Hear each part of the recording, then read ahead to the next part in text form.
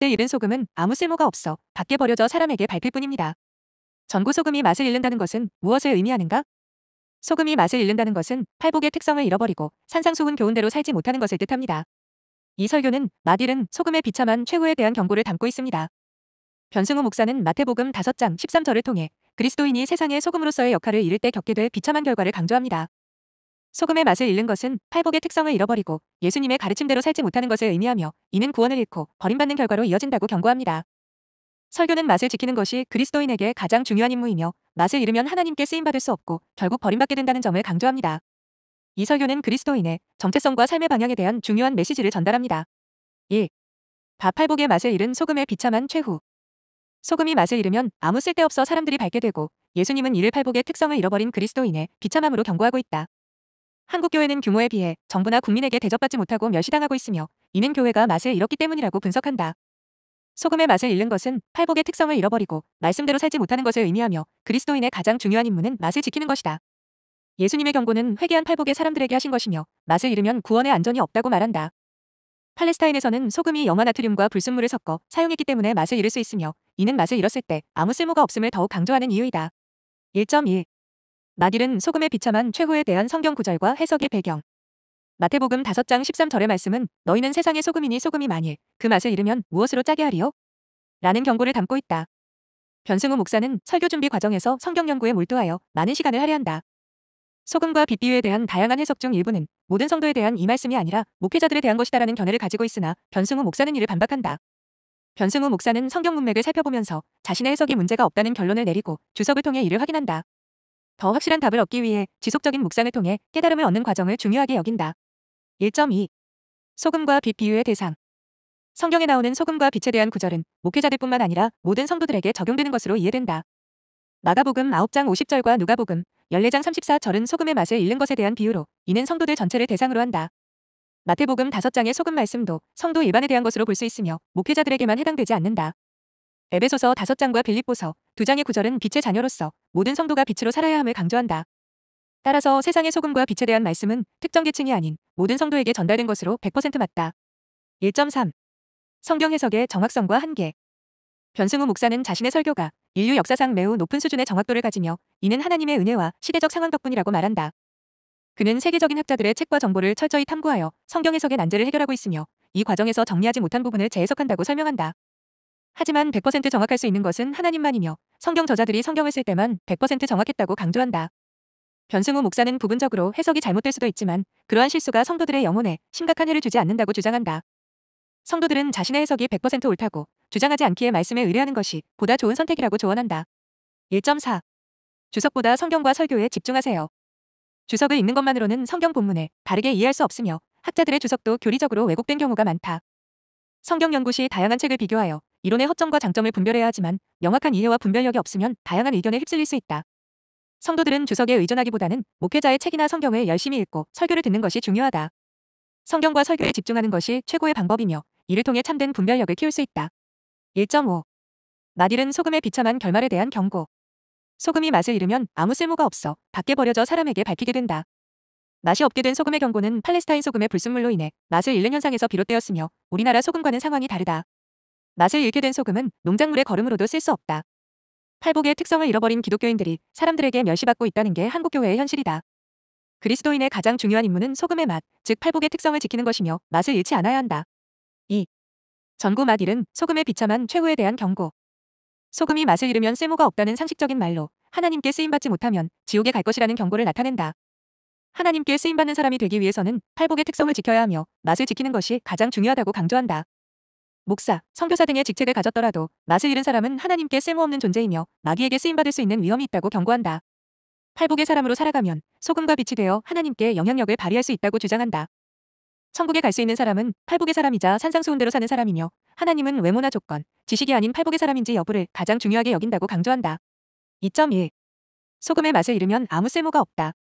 소금이 맛을 잃으면 아무 쓸모가 없으며 이는 땅이나 거름에도 쓸모가 없는 상태를 뜻한다.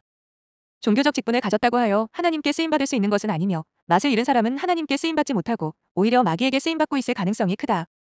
자신이 종교인이라는 이유만으로 하나님을 위해 살고 있다고 착각하는 많은 사람들이 있으며 하나님은 맛있는 자를 쓰지 않는다. 맛을 잃지 않는 것이 하나님을 위해 사는 데 필수적인 조건이며 목사는 맛을 잃으면 다시 소용이 없게 된다. 하나님께 쓸모있는 사람이 되기 위해서는 팔복의 특성을 지켜야 하며 맛을 지키는 것이 중요하다. 2.2. 신앙생활의 중요성과 목숨을 건 헌신. 신앙생활은 목숨을 걸고 해야 할 일이며 핵심적인 중요성을 가진다. 교회에 다니는 것이 단순한 선택이 아니라 헌신이 필요한 것이며 선택적 신앙은 불신자와 갇힘을 나타낸다. 기도 역시 선택적으로 하는 것이 아니라 진정한 신앙인의 필수 조건이다. 하나님은 우리를 구원하기 위해 자신의 목숨을 내놓으셨으며 이는 오직 십자가를 통해 이루어진 것이다. 예수님은 십자가를 지고 따르라고 권하며 이는 그 자체로 목숨을 건 도전과 헌신을 요구한다. 2.3. 그리스도인의 품성과 영향력의 중요성. 예수님의 가르침에 따르면 영향력은 그리스도인의 품성에서 발휘되는 것이라고 할 수 있다. 그리스도인의 영향력은 말이나 지식이 아닌 삶과 존재에서 비롯된다는 점을 강조한다. 소금과 빛의 비유는 그리스도의 근본적인 존재 자체에서 영향력을 발휘하라는 것이다. 팔복의 특성을 지키고 그리스도의 됨됨이를 통해 세상의 소금과 빛으로서 존재하는 것이 중요하다. 소금의 맛을 유지하는 것이 중요하며 맛을 잃으면 그리스도인의 역할은 사라진다는 경고가 담겨 있다. 2.4. 팔복과 산상수훈의 삶이 구원의 기준이다. 하나님은 우리의 외모나 조건, 지식보다 팔복의 사람인지 여부를 중시하신다. 산상수훈대로 살려고 하는 사람만이 구원받고 천국에 갈 수 있다. 우리가 고민해야 할 것은 외적인 조건이 아니라 팔복의 사람이자 산상수훈대로 사는 사람이냐는 것이다. 팔복의 사람이 아니거나 산상수훈대로 살지 않으면 천국에 갈 수 없고 지옥에 가게 된다. 영적인 각성과 회개의 중요성을 강조하며 세상적인 마음을 버리고 하나님 앞에 회개하며 기도해야 한다. 2.5. 영적 삶이 가져오는 반전. 팔복의 사람으로 산다는 것은 단지 구원과만 관계된 것이 아니라 이 땅에서의 삶에도 밀접하게 연관되어 있다. 이는 개인이 현재 살고 있는 이 땅의 삶을 어떻게 살아갈지를 결정짓는 요소이다. 일반적인 사회에서는 좋은 학교, 실력, 배경이 있는 사람들이 유리하고 성공하게 마련이다. 이에 비해 그렇지 못한 사람들은 일반적으로 실패자로 여겨지기 쉽다. 그러나 이러한 사회적 평가를 뒤집을 수 있는 것이 바로 영이고 이는 개인의 삶에 변화와 반전을 가져올 수 있다. 3. 빛나는 별 소금의 맛과 그리스도인의 참된 본성.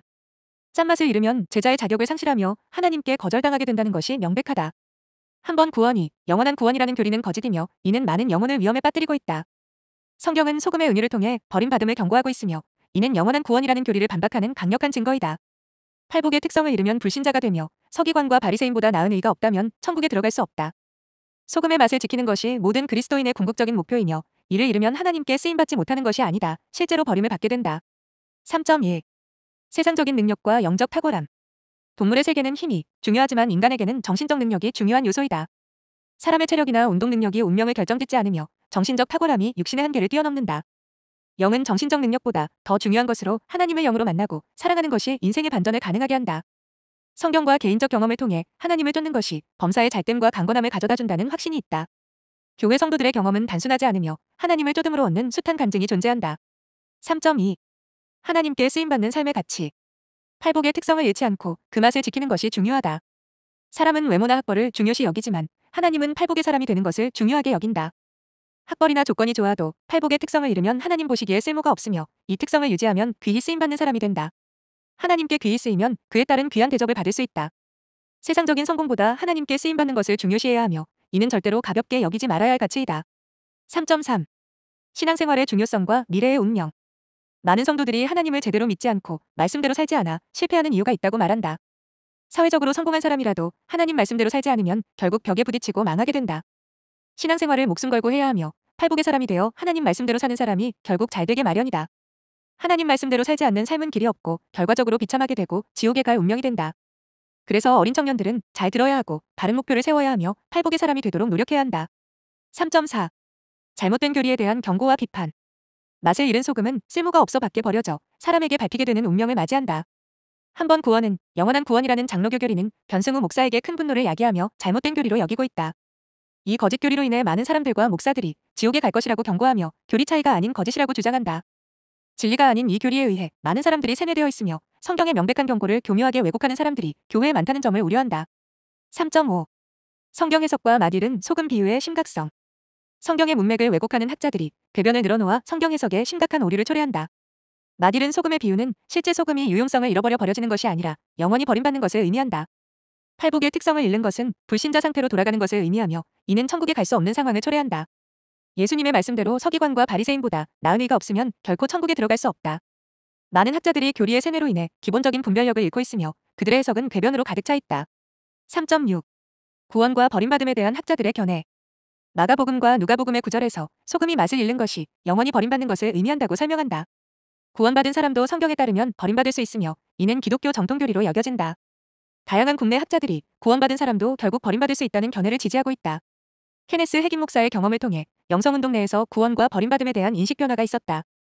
학자들은 소금의 맛을 잃으면 제자로서의 본질적인 성품을 잃고 천국에서의 미래를 잃는다고 강조한다. 4. 빛나는 별맛 잃은 소금의 비참한 최후와 산상수훈의 중요성. 맛을 잃어버린 소금은 팔복의 특성을 잃은 것을 의미하며 이는 생명으로 인도하는 좁은 길을 벗어난다는 것을 뜻한다. 산상수훈대로 사는 사람만이 천국에 갈 수 있으며 이를 무시하고 제멋대로 사는 사람은 지옥에 간다. 예수님의 말씀은 법을 완성하는 것이며 이를 해석하여 완전한 의미를 적용하는 것이 중요하다. 소금이 맛을 잃으면 유용성을 상실하며 사람에게 밟히고 존중받지 못하게 된다. 교회가 맛을 잃어버렸을 때 하나님의 영광이 가려지고 이름이 모독당할 수 있다. 그러므로 팔복의 사람으로 살아가야 한다. 4.1. 산상수훈의 가르침과 삶의 방향. 산상수훈의 가르침대로 살지 않는 사람은 결국 지옥에 가게 되는 멸망의 길을 걷게 된다. 예수님은 마태복음 7장 13절, 14절에서 좁은 문과 좁은 길을 생명으로 인도하는 방법으로 비유하셨으며 생명으로 인도하는 유일한 길은 산상수훈대로 사는 것이다. 산상수훈대로 사는 것은 불법을 행하는 자들과 대조되며 그 결과로 성경에 따르면 천국에 들어가는 자격이 주어진다. 율법은 완전히 폐해지지 않고 예수님께서 완전히 해석해 주셨으며 완전한 의미를 이해하고 따르는 것이 중요하다. 설교는 산상수훈의 가르침을 듣고 행하는 사람이 반석 위에 집을 짓는 사람이 되는 것에 대한 비유로 설명하며 그렇지 않다면 그 신앙은 무효가 된다. 4.2. 산상수훈의 잘못된 결론. 많은 사람들이 산상수훈의 결론을 잘못 해석하여 유용성을 잃는다는 점을 간과하고 있다. 소금의 맛을 잃는다는 것은 쓰임받지 못하는 것을 의미하며 영원히 버려진다는 것이 아니다. 유명한 학자들조차 성경 구절을 대변으로 해석하는 경우가 많아 지겹다고 여겨진다. 이는 명백한 오해와 미혹이라 할 수 있다. 한 번 구원, 영원한 구원이라는 믿음으로 신앙생활이 흐트러져 불신자와 다를 바 없는 삶을 사는 사람들이 많다. 산상수훈의 팔복이 소금의 맛과 같다는 점을 이해한다면 잘못된 진리를 믿는 사람들에게 올바른 가르침을 전달해야 한다. 4.3. 맛을 잃은 소금과 한국교회의 현실. 맛을 잃은 소금은 쓸모가 없고 버림받으며 사람들에게 밟히는 결과를 초래한다. 맛을 잃은 소금은 하나님과 사람 모두에게 존중받지 못하며 이는 교회에 대한 사회적 존중의 결여로 이어진다. 현재 한국교회는 정부, 언론, 국민들로부터 밟히며 교회가 세상의 소금으로서 본연의 역할을 다하지 못하고 있음을 드러낸다. 한국뿐만 아니라 유럽과 미국에서도 교회가 맛을 잃어버려 사회로부터 존중받지 못하는 상황이 발생하고 있다. 교회와 목회자, 신자가 팔복의 맛을 잃어 버림으로 인해 사회에서 가치를 상실한 것이다. 4.4. 소금과 빛의 역할을 통한 하나님의 영광. 신자들이 소금과 빛의 역할을 잘 수행할 때 하나님의 영광이 드러나게 된다. 착한 행실을 통해 하나님의 영광을 돌리도록 설교에서 촉구하고 있다. 반대로 세상에서 그 역할을 감당하지 못하면 하나님의 이름이 모독을 받게 된다. 로마서에 기록된 대로 율법을 범하면 하나님의 이름이 모독받는다는 경고가 있다. 맛을 잃지 않고 팔복의 사람으로 살아가며 하나님의 영광을 나타내야 한다. 4.5. 오늘날 교회의 가슴 아픈 현실에 대한 상기. 오늘날 교회들의 가슴 아픈 현실을 5번째로 따라 말해본다. 이 현실은 하나님의 영광을 위한 삶과 실천 촉구에 관련된 것일 수 있다. 내용이 길지 않으므로 간단하게 따라할 수 있다. 5. 은하수 소금의 비율과 사회적 영향. 바닷물에 썩지 않는 이유는 염도 3.5%의 소금 때문이며 이는 나머지 96.5%를 깨끗하게 유지하게 한다. 3.5%의 참 성도만 있어도 사회와 국가는 병들지 않게 유지될 수 있다. 과거 0.1%에 불과했던 기독교인의 존재만으로 부정과 부패가 없었던 지역이 있었다. 현재 기독교인은 인구의 25%에 이르지만 사회 문제가 발생하는 이유는 교회가 소금의 역할을 제대로 하지 못했기 때문이다. 기독교는 양을 문제로 삼지 않고 진짜 소금 같은 성도를 키워내는 것이 중요하다. 5.1. 바닷물의 염도와 진실한 성도의 중요성. 바닷물이 썩지 않는 이유는 바닷물 속의 소금 때문이며 평균 염도는 약 3.5%이다. 3.5%의 염분이 바닷물의 나머지 96.5%를 지탱하여 썩지 않고 깨끗하게 유지하게 한다. 동일하게 사회는 3.5%의 진짜 성도만 있어도 건강을 잃지 않고 유지될 수 있다. 3.5%의 진짜 성도가 없으면 사회와 국가가 병들게 된다. 5.2. 초기 기독교인의 영향력과 현대의 문제. 1899년 당시 전국의 기독교인 수가 약 1만 명으로 전체 인구의 0.1% 미만이었다. 그 당시 기독교인이 있는 지역에서는 부정과 부패가 존재할 수 없었으며 탐관오리들이 기독교인이 있는 지역을 꺼려했다. 현재 기독교인의 비율은 훨씬 높지만 사회는 거짓과 부패로 가득하고 악해졌다는 점을 지적하고 있다. 현대 사회의 문제는 교회가 소금의 역할을 제대로 수행하지 못했음을 의미한다. 그래서 참된 신자, 즉 천국의 알곡이 교회 안에 부족하다는 결론을 내린다. 5.3. 한국 기독교의 실태와 질적 문제. 기독교인이 전체 인구의 25%라는 주장에 대해 거짓말이라며 실제로는 질적 문제가 있음을 비판한다. 일부 목사와 교단이 교인 수를 과장하여 총대수를 늘리고 권력을 얻으려 한다고 언급된다. 일부 교회는 성도가 죽거나 이동해도 교적부에서 제거하지 않아 과장된 숫자로 보고한다. 교회가 수적 성장만을 추구하는 것보다 진정한 소금과 같은 성도를 키워내야 한다고 강조한다. 기독교인의 수가 많아도 진정한 성도가 아닐 경우 사회에 긍정적 영향을 미치지 못한다는 점을 지적한다. 5.4. 한국교회의 심각한 문제와 회복의 필요성. 현재 대한민국의 문제는 결코 정치나 여당, 언론의 문제가 아니며 기독교의 문제로 귀결된다. 기독교가 세상의 소금 역할을 제대로 하지 못하므로 한국교회의 타락이 사회 전반에 부정적인 영향을 미친다. 교회의 타락으로 인해 지도자들의 부패와 명예욕이 심각해지며 목회자와 장로들도 돈을 요구하며 부패함을 보여주고 있다. 역사 속 위대한 종들도 회개를 이끌어내지 못한 것처럼 한국교회의 회개 가능성은 희박하며 지도자들은 변하지 않을 것이다. 종교개혁은 거의 불가능하며 교회가 하나님의 자비를 구하며 기도해야 한다는 절박한 상황을 강조한다. 5.5. 회개와 간구를 통한 하나님의 자비 요청. 나라를 위해 기도하며 하나님의 자비에 매달려야 한다고 강조한다. 여러 교회와 신자들이 깨어난 상태로 기도하고 있으며 이를 통해 하나님께 자비를 기대한다. 국민과 교회, 목사들이 자격 없지만 하나님께 긍휼을 간구하며 구조적 악을 해결할 희망이 하나님에게 있음을 표현한다. 교회와 사회에서 공의와 진실이 상실되었으며 교회가 무너짐으로 인해 나라 역시 무너진다고 주장한다. 모든 것이 무너진 상황에서 회개와 간구를 통해 하나님의 은혜를 구해야 하며 반전을 위한 기도를 촉구한다. 6. 열쇠 그리스도인의 역할과 숫자의 중요성. 그리스도인의 수가 많아져야만 사회에 영향을 미칠 수 있다는 생각은 사단의 거짓말로 예수께서 소금을 예로 든 이유는 겉보기에는 보잘것없어도 그들이 주변 세계에 영향을 미치는 힘을 가질 수 있다는 것을 강조하기 위함이다. 숫자보다는 팔복의 사람이 되어 의인 10사람이 되어 나라를 위해 기도하는 것이 더 중요하다. 나라를 위해 기도할 때 서기관과 바리새인보다 나은 의를 갖고 기도해야 효과가 있으며 아버지의 뜻대로 행하는 자가 되어야 한다. 중요한 것은 그리스도인이 팔복의 특성을 지니고 살면서 나라와 교회를 위해 기도하는 것이며 이를 통해 하나님이 나라를 살릴 수 있도록 한다. 하나님께서 의인으로서 나라를 살리기 위해 기도하면 변화가 올 것이며 이 설교는 그러한 각성을 위한 것이다. 6.1. 과거 교회 성장을 통한 개혁과 회상의 아쉬움. 변승우 목사는 교회가 음해를 받지 않았다면 한국교회를 개혁하고 나라를 살릴 초대형 교회로 성장했을 것이라고 회상한다. 음해로 인해 교회가 여의도 다음으로 크거나 두 번째, 세 번째 규모의 교회가 되지 못한 점을 아쉬워한다. 변승우 목사는 하나님의 계획을 모두 이해할 수는 없지만 계속된 아쉬움이 있다고 느낀다. 그런 가운데 싱클레어 퍼거슨의 글을 읽으며 위로를 받았으며 그 글이 새로운 소망을 주었다고 한다. 6.2. 그리스도인의 본질과 의로움의 중요성. 그리스도인은 숫자의 많음이 사회적 영향력을 결정하는 것이 아니라는 점을 유념해야 한다. 예수께서 소금을 예로 든 것은 그리스도인이 외견상 보잘것없지만 중요한 영향력을 행사할 수 있음을 나타내기 위함이다. 국가를 위해 필요한 것은 그리스도인의 숫자가 아니라 팔복의 사람으로서의 삶이다. 그리스도인이 진짜 의인이 되어 나라를 위해 기도할 때 아버지의 뜻대로 행하는 자로서 효과적인 결과가 나온다. 팔복의 사람으로 살아가며 서기관과 바리새인보다 나은 의를 갖는 것이 가장 중요하다. 6.3. 의인의 기도를 통한 한국과 교회의 변화. 하나님 앞에 기도하여 한국교회와 나라를 살려주실 것을 믿고 기도해야 한다는 믿음을 담고 있다. 팔복의 사람, 서기관과 바리새인보다 나은 의를 가진 사람이 되기를 바라는 기도를 한다. 철저히 아버지의 뜻대로 행하는 자, 즉 의인의 시대를 열기를 희망한다. 아브라함이나 다니엘처럼 의인으로서 나라와 한국교회를 위해 중보하는 것이 중요하다. 의인의 기도가 하나님의 움직임을 유도하여 한국교회와 나라에 기적적인 변화와 승리를 가져오기를 바라고 있다. 6.4. 찬양을 통한 하나님의 임재와 영광 구하기. 주님의 영광을 간절히 구하며 성령의 임재를 바라는 찬양이 계속되고 있다. 새로운 능력과 새로운 자유를 통해 영적 새로움을 갈망하는 가사가 담겨 있다. 주님이 이곳에 함께하심을 강조하며 결코 버림받지 않았음을 확신한다. 하나님을 찬양하며 그 영광을 보여달라는 기도를 담고 있다. 하나님과의 친밀한 관계를 갈망하며 그의 임재 속에 머물고 싶어하는 마음을 표현하고 있다. 6.5. 하나님의 은혜와 축복을 구하는 기도. 하나님의 은혜와 축복을 천대에 걸쳐 가정과 자녀에게 주기를 간구하며 그의 임재가 항상 함께하기를 바란다. 예수 그리스도는 영원한 생명과 변함없는 사랑으로 우리와 함께함을 찬양하며 그를 영원한 왕으로 존귀하게 높인다. 하나님께서 주신 위대한 일에 감사하며 모든 땅과 하늘에서 영원한 빛이 비추기를 기원한다. 예배가 감사의 기회를 제공하며 성도들은 하나님께 올린 예물과 간증에 대해 감사를 표한다. 하나님의 은혜로 성도들이 코로나를 이겨내고 아브라함의 복을 받아 사명을 완수할 능력을 주기를 간구한다. 6.6. 예수님의 이름으로 선포된 치유와 자유. 코로나 바이러스에 대해 예수님의 권세 이름으로 치유를 선포하며 무증상 혹은 유증상 모두 예수님의 이름으로 치유될 것이라고 선언하고 있다. 예수님의 이름으로 모든 질병과 더불어 증상들이 떠나가고 건강과 새로운 힘이 임할 것을 기도한다. 귀신의 억압과 악한 귀신들이 예수의 이름으로 떠나가고 자유케 될 것을 요청하며 이에 대한 성령 충만과 주님의 은혜를 구하고 있다. 경건의 능력과 주님의 성령으로 성도들이 충만하고 승리할 수 있도록 기도하며 예수님의 이름으로 축복한다. 예수 그리스도의 은혜와 하나님의 사랑, 성령님의 교통하심이 세계 각지와 가족, 사업, 교회에 영원토록 함께하기를 기원하며 아멘으로 마무리한다. 7. 합장한 사람 예배의 마침과 축복.